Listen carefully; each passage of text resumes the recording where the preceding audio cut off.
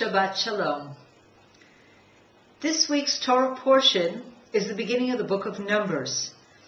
And it begins with the census and with lists of various tribes and people. And I would like to actually focus, or at least begin our discussion, with the very last verses in the Torah portion.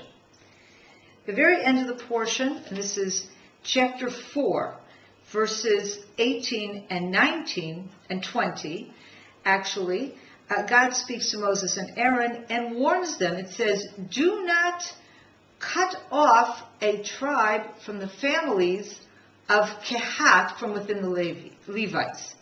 And basically what this instruction is talking about is that they have to be very careful when the family of Kehat, which is the family from within the tribe of Levi, that is assigned to take care of the Holy of Holies in the tabernacle, they have to be very careful in the way they approach the Holy of Holies so that they do not die.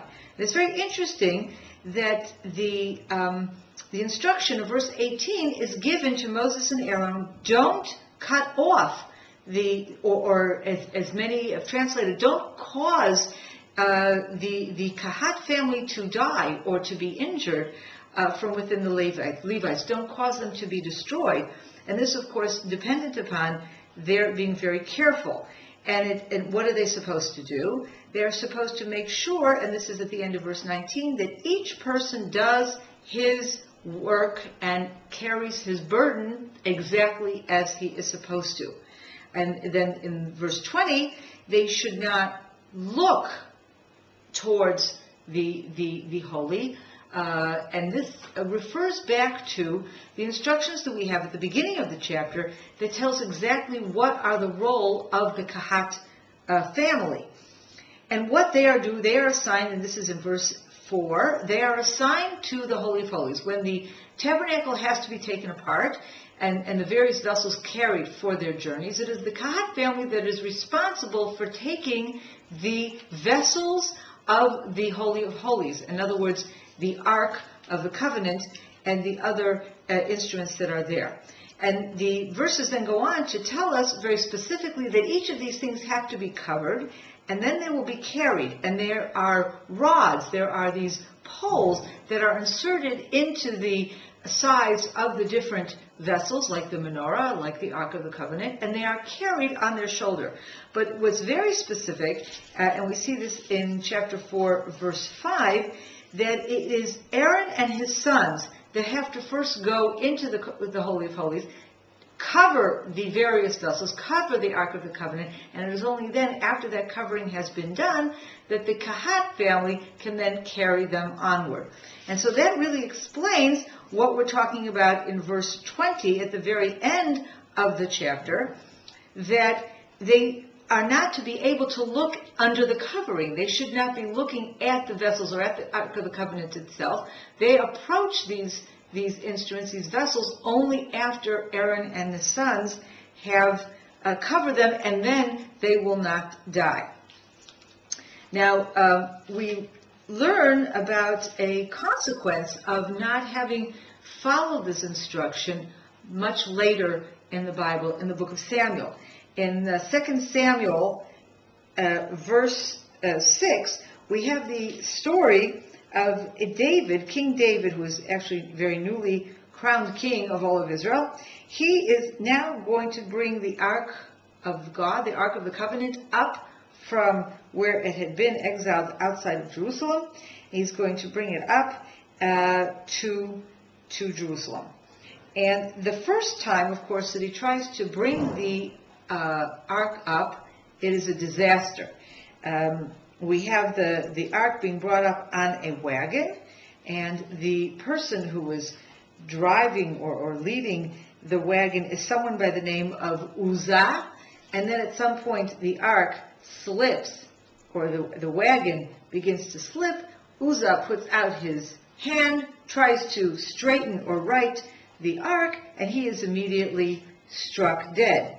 And at that point, of course, David is very upset, and he gives up on this whole attempt to bring up the Ark and brings it up later in a completely different way. Now, there are a number of differences between the way the ark is brought up the first time and the way the ark is brought up the second time. But what I would like to do is just focus on one particular difference as it relates to our portion this week. Because if you'll notice, and this is 2 Samuel chapter 6, verse 6, they put the ark of God on a new wagon, and they carried him from the house of Bamidbar, which is in Gibeah. This ark is being placed on a wagon. Now, we know from our chapter, from our portion this week, that the ark is not supposed to be placed on a wagon. It is supposed to be carried by the Kahat family, carried on these poles that are attached to the ark. Here, though, it is placed onto a wagon. What happens, we know also from our chapter that it is very, very important that they cover everything and do it in such a way that the Kahat family, in the course, we see this in Numbers chapter 4, verse 15. It's very important. It says, afterwards, the children of Kahat, the sons of Kahat, will come to carry, and they will not carry meaning to carry the ark, and they will not touch the holy, so that and then they would die. In other words, if they were to touch the holy, they would die. Here, however, when Uzzah and his friends are bringing the ark up from Gibeah to Jerusalem, they place it on a wagon. They do not carry it. And Uzzah then touches the ark. Of course, if the ark had been carried on poles, there'd be no reason to touch the ark. Once you put the ark on a wagon, if it's going to slip, the only way you're going to be able to right it or to straighten it or to protect it is to touch it and to put out your hand.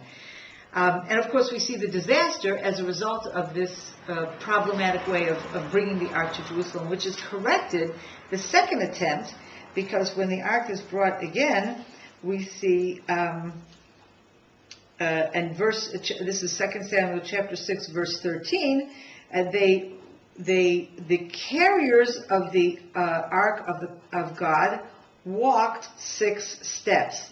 Instead of being on a wagon, now they are actually carrying the ark as they are supposed to. Why is it so important? I don't really know. But clearly, God has set this up. If you think about it, the Ark of a Covenant is a box. It has very holy things in it, but it's a wooden box that these people have made.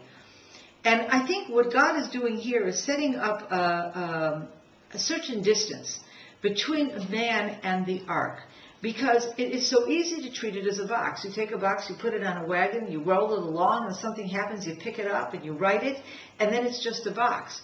But by creating this framework, creating these instructions where you're not allowed to, you have to cover the ark, that you're not allowed to see the ark, you're not allowed to touch the ark, and it has to be carried on the shoulders and not placed on a wagon.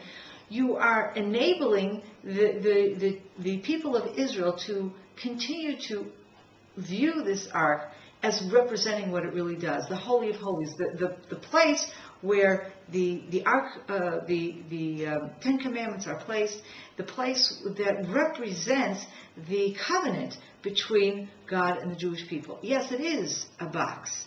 It was made as a box, but it is taking on such an important meaning, such an important significance, that it can never be treated as just a box. Shabbat Shalom from Samaria.